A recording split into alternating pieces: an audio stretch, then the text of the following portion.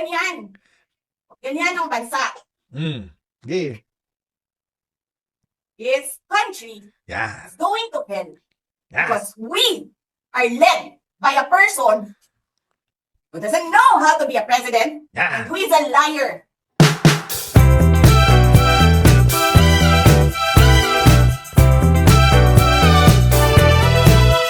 May kabobohan na naman na sinabi si Sara Duterte. New Year na New Year eh. New Year na New Year, gusto mo magpakatanga kaming mga sambayan ng Pilipino? Gusto mo kaming maging mga hampas lupa ay magpakatanga na naman sa mga Duterte? Hindi na mangyayari yun. One time lang magiging tanga ang mga Pilipino noong 2016 yun. Hindi na mauulit yun. Wala akong pakialam kahit ang trust rating pa ni Sara Duterte ay 100%. I don't care. Hindi mangyayari yun. Hindi na mauulit ang Duterte administration. Hindi na mauulit yan. Ever. Ever. Kasi ito si Sara Duterte. Ito sabi yun. Ay tao sa inyo. Assalamualaikum warahmatullahi wabarakatuh. Sorry, hindi kasi ako marunong. Pasensya na. Napasan ko na lang yan. Magandang araw sa inyong lahat. Isang masigla at mainit na pagbati ng bagong taon ang ipinapaabot ko sa bawat Pilipino sa buong mundo. Sa pagsalubong natin sa 2026, iwaksi natin ang anumang pag-aalinlangan at takot. Ikaw ba talaga sumulat nito, Sara? Parang hindi mo alam ang ibig sabihin ng pag-aalinlangan. Baka hindi mo pa alam ibig sabihin ng iwaksi.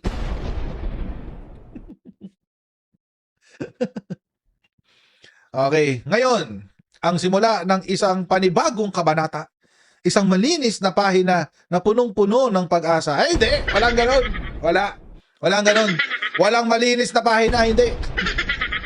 Walang ganon. Walang malinis na pahina. Kung ano yung dumi na iniwan mo simula 2023, naaalala namin yun. Walang ganon. Kaya to. Langya to si Sara Duterte. Gusto ng malinis na pahina. Walang malinis na pahina. Madumi ka na. Nag-umpisa ka na madumi. Matatapos ang administrasyon mo madumi. Ano, kalimutan na lang? Confidential fund, 125 million in 11 days. 612 million total. Wala pa yung 1 billion. My goodness. Sabi, hayaan nating mag-alab muli ang ating tapang at determinasyon. Wala ka naman yan pareho.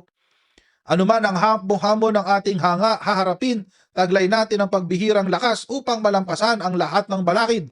Sa bawat pagsubok, lalabas tayong mas matatag. Sabi. Tama na, bola-bola na lang tong iba. Sinungaling to si Sara eh. Maski naman siya, hindi siya naniniwala sa mga pinagsasabi. Diba? Ano siya eh? Si Sara she will say one thing and then do another. Oo, ganun siya. Yan ang tawag doon sa Tagalog. May sinasabi kang isang bagay pero iba yung gagawin mo. Anong tawag doon? Ipokrito, guys. At saka pag-usapan, isang malinis na pahina, walang ganon. Hindi uso ang malinis na pahina para kay Sara Duterte. Walang ganon. Walang clean slate. Nabalita nga siya eh. Sabi kahapon ito. Yan o. Ang aga-aga daw, magkaaway na naman daw si VP tsaka si Yusek. Ngayong tapos na ang holiday season, tila tapos na rin ang ceasefire sa politika. Dahil si Yusek Claire Castro muling bumanat kay VP Sara. Ang detalye sa agenda report ni Ivy Reyes. So, ang daming issue na dapat linisin. So, dapat talaga malinis na pahina sa susunod na taon. Diba? Ito ang sagot ni Palace Press Officer Claire Castro sa New Year's message ni Vice President Sara Duterte kung saan sentro ang malinis na simula ngayong 2026. Sa kanyang personal vlog, pinuna ni Castro ang mensahe ng bise at sinabi na kung seryoso raw talaga si VP Sara sa pagbubukas ng anyay panibago at malinis na kabanata ngayong taon, marapat na kanyang sagutin ang mga nakabimbing na paratang laban sa kanya.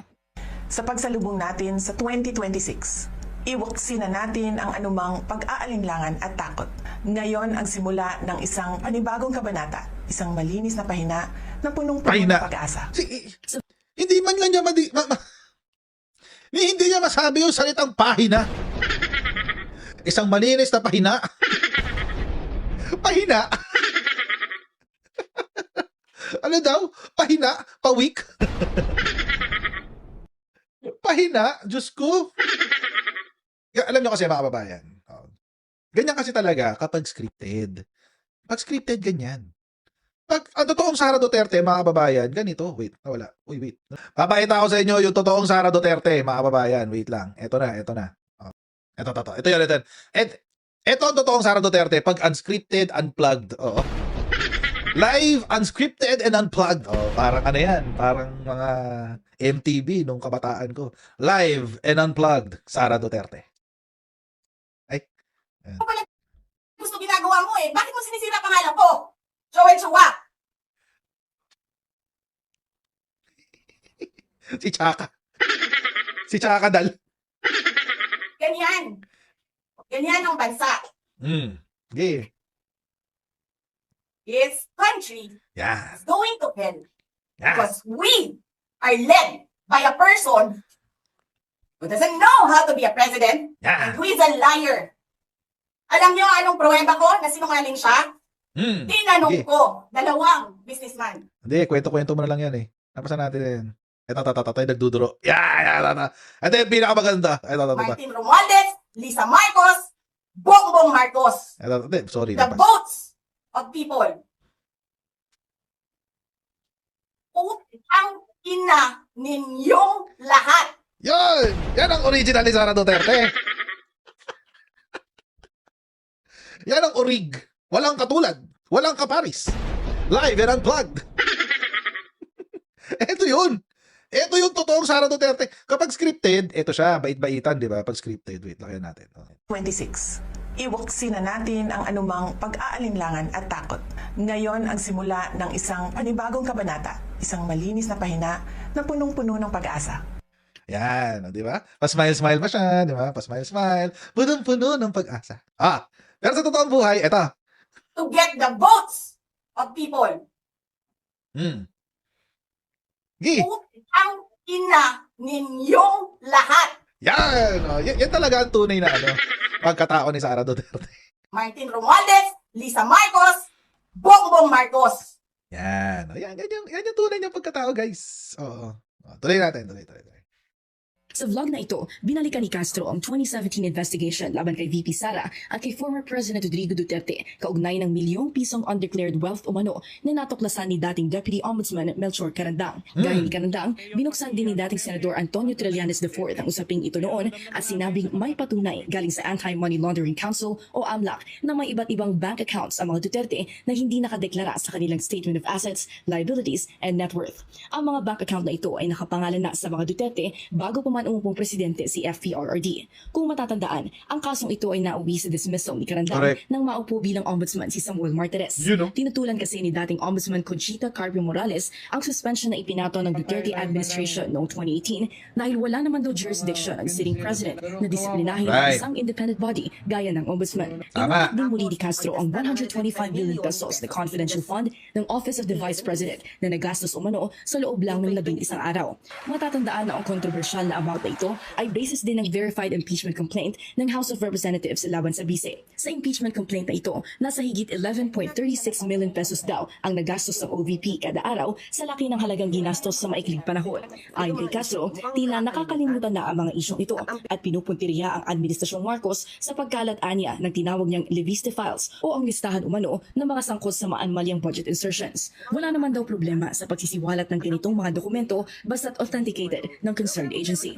Para sa agenda, Yan. Okay. Pag-usapan natin ngayon yung Balikan natin yung tawag dito, yung sinabi dito ni Yusek, yung sa bank accounts. Kasi hindi pwedeng makalimutan. 'Di ba nga kaya nga pag natatopic natin yung mga corruption ni Sara Duterte. Lagi kong pinapakita yung video ng impeachment complaint. Bakit? Kasi hindi natin pwedeng hayaan na makalimutan ng taong bayan at hayaan yung mga kakampi ng mga Duterte na tabunan yung pagkakamali na yun. Kasi ang ginagawa nila, tinatabunan nila yung pagkakamali na yun gamit yung mga fake news na sinasabi nila. Tulad ng 2 million pesos daw na na kickback ng mga congressmen. Yung fake news netong si Saldico na nagbigay daw ng 10 billion kay PBBM. Ganun ang ginagawa nila, pinapatungan ng fake news para makalimutan yung totoong may kasalanan. Merong totoong may nagkamali. Merong tao na may ginawang krimen. Totoo 'yun, totoong may gumawa ng krimen. Pero para matabunan yung issue na 'yon, gagamitin nila yung mga trust rating na -3, tapos yung 2 million pesos ni Lebiste, Cabral na no, Lepiste files, tapos yung flood control, PhilHealth 60 billion, etc. etc. Tatabunan nila yon para mapagtakpan yung totoong krimen ni Sara Duterte. Wala akong pinagkaiba yan sa isang individual na pumatay ng tao at pilit inililibing yung bangkay ng kanyang pinatay.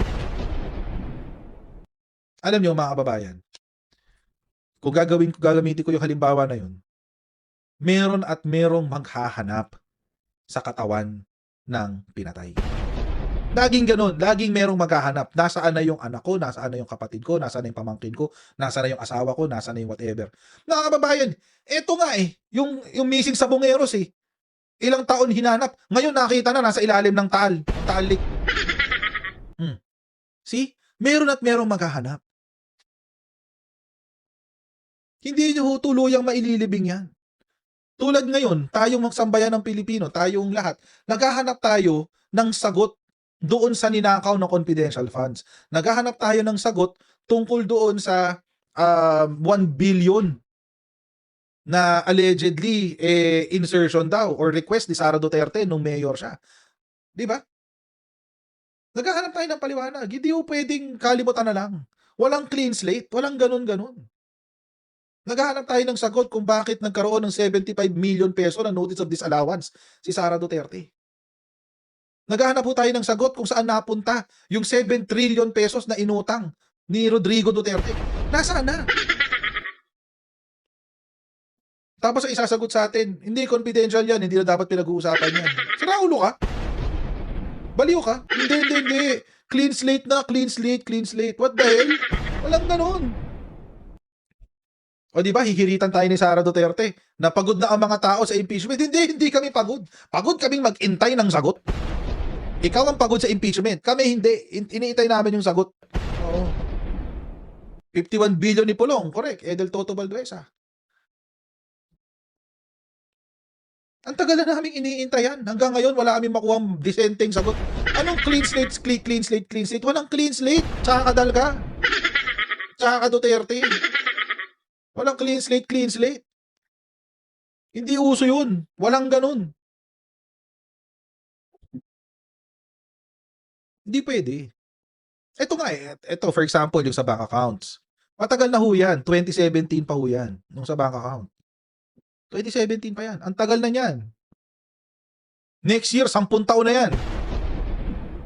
Imagine, next year, 10 taon na yung sa bank account na yan. Next year. Oh. Next year, 10 taon na yan. O, tapos, mga kababayan, dahil dito sa bank accounts na to, merong isang natanggal, si Karandang. Ayan Deputy Ombudsman Arthur Karandang. Bakit? Dahil nakakuha daw sila ng bank transaction records galing sa AMLAC. Alam niyo, nakakatawa dito, mga kababayan.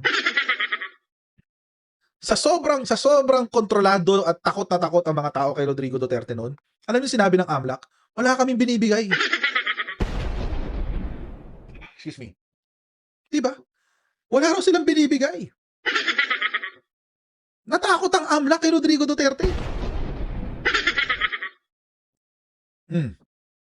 Tapos anong ginawa ni Digong kay Karandang? Tinanggal niya.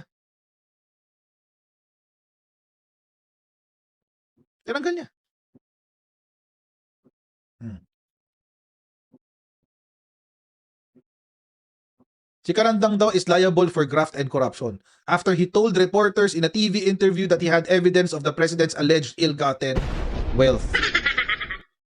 See? Nahuli. May ebidensya na may ill-gotten wealth si Rodrigo Duterte. Anong ginawa ni Digong? Pinatanggal niya sa ombudsman.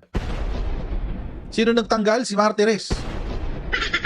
Tapos sasabihin sa atin ni Martires na wala siyang kinikilingan nung panahon ni Rodrigo Duterte. Utot mo, green. Kung lumabas to noon, tama si Edel Toto Valduesa, kung lumabas to noon, malamang na-impeach si Rodrigo Duterte noon.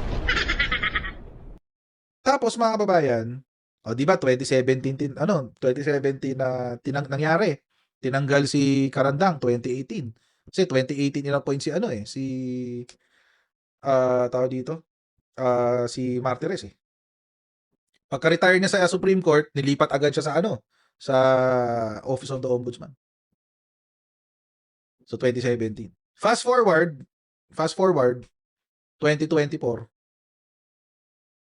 Napag-usapan ulit yung bank accounts. Saan na napag-usapan? Sa hearing na ng lower house. At dito, wala na naniniwala kay Digong. Wala na naniniwala kay Digong at this point. Ano nangyari? Ito, pakita ko sa inyo nangyari. Stated if there is an iota of magbigti ako. So, in the same manner na kung magbigti ako, si Trillanes dapat magsabay rin sa akin. Brut. Okay, duly noted of your thoughts, Mr. President. Former Senator Trillanes, you're recognized. Maraming salamat, Mr. Chairman. Ito pong dokumentong ito po yung naging basis ko nung plunder case na pinail ko kay Duterte noong 2016. At ito po ay inimbestigahan ng Ombudsman. At ang Deputy Ombudsman, Arthur Carandang, and I think the Quadcom can invite him, siya ang nag-conduct ng investigation. Humingi siya ng dokumento sa AMLAC at kinonfirm niya. And because of that, tinanggal ni Duterte si Deputy Ombudsman. Now, aside from that, so pwede natin, suggested by Chairman Paduano, na yung AMLAC mismo, unless, since hindi naman na siya incumbent, pwedeng ma-access yun with the waiver. Pero we've been there before. Nagsabi na yan siya na magbibigay siya ng waiver. Puro bluff yan. Pero hindi, kaya nga mas maganda kung ma-draft na po natin yan ngayon para papirmahan niya yan dito, no? Para wala nang alibay. Pero ito po, I'll be presenting later on, Mr. Chairman, a video of his actual admission of these accounts. No? So, ito naman pong mga cheque na in-encash, in-extract lang namin from that long list. Mga managers checks po yan, hindi nawawala sa system po yan. And later on, exempted sa impeachment cases, kaya pwede po lumabas yan, ipepresenta po yan. That's the smoking gun ng proceeds of the illegal drug trade ng Duterte crime family. Salamat po, Chair. Thank you very much, Sir, I have to Senator respond Trillanes. to it. Mr. This guy President, is with all due respect, I'll have to follow the rules. Yeah. Hindi sanay sa rules to si Digong. I will give you time later, Mr. President. I will give you time later. Walang paki, di ba, Helen? Just so that Sorry, walang paki to si Digong sa rules eh. Nagkukuda pa siya, pinatayan na nga siya ng mic eh. we can put to rest this issue of waivers because it's been going back and forth. Will the former president be okay that if we draft the waiver now, that it be signed today instead of tomorrow? Will you be fine with that, Mr. President? Anong kapalit, sir? Hindi. Sampalin ko sa publiko. Hindi, wala naman. Ngayon na. Wala pong ganunan. Chairman. I'll give you sampalin ko sa Chairman, session suspended. Suspended.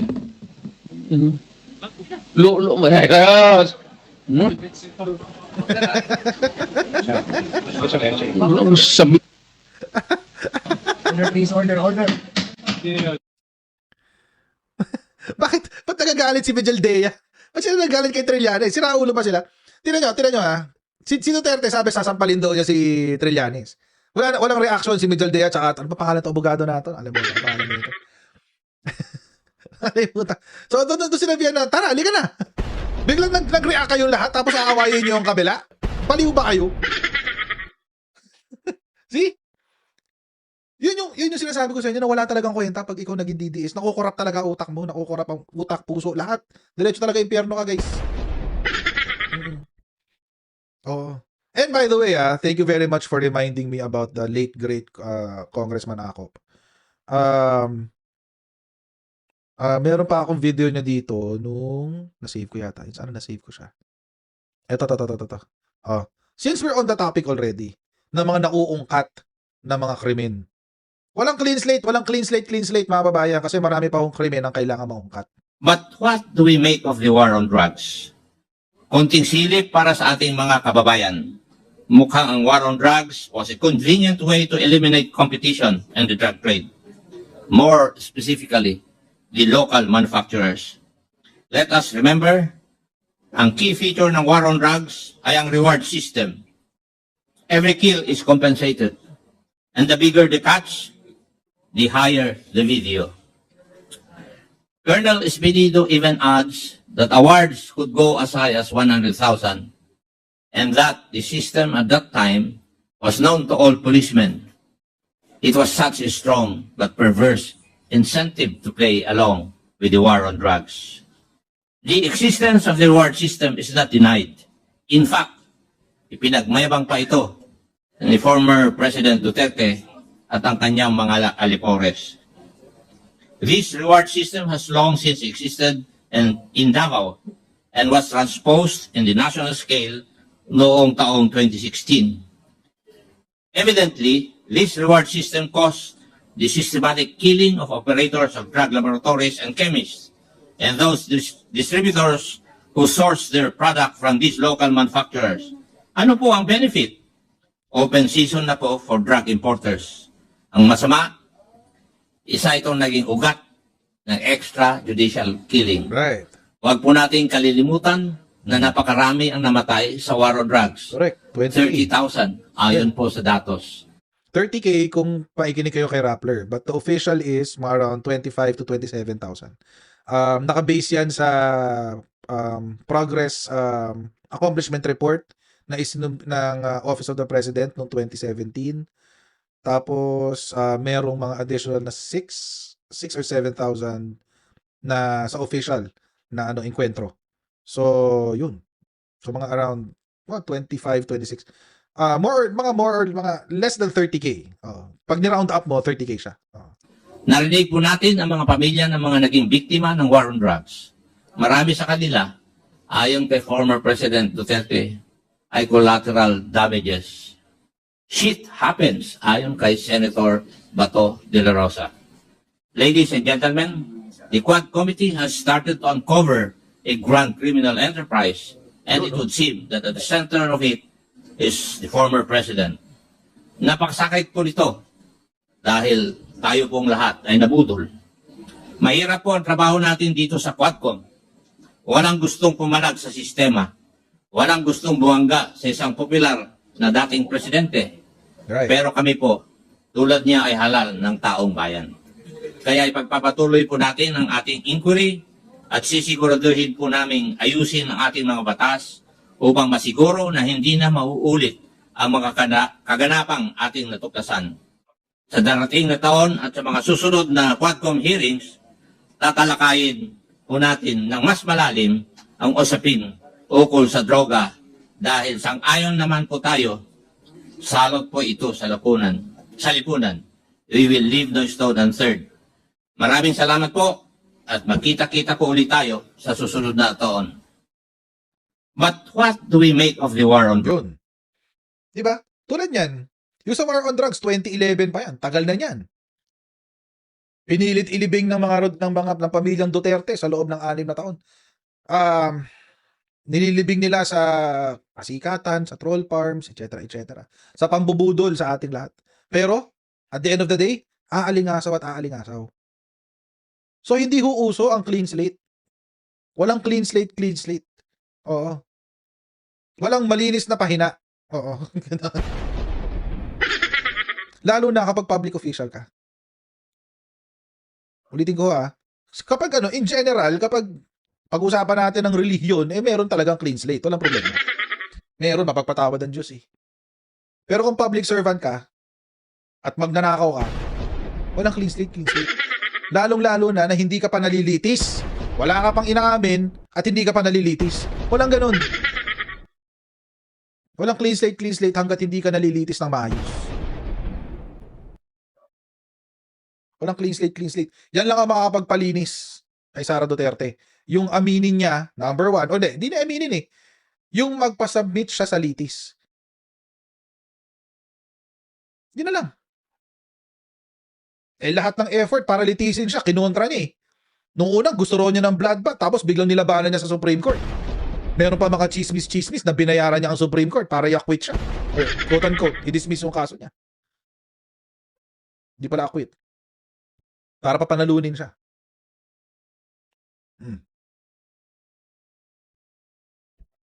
Wala kang ganun. Walang clean slate hanggat may atraso ka pa, hanggat may mga tanong na hindi mo sinasagot dahil public official siya.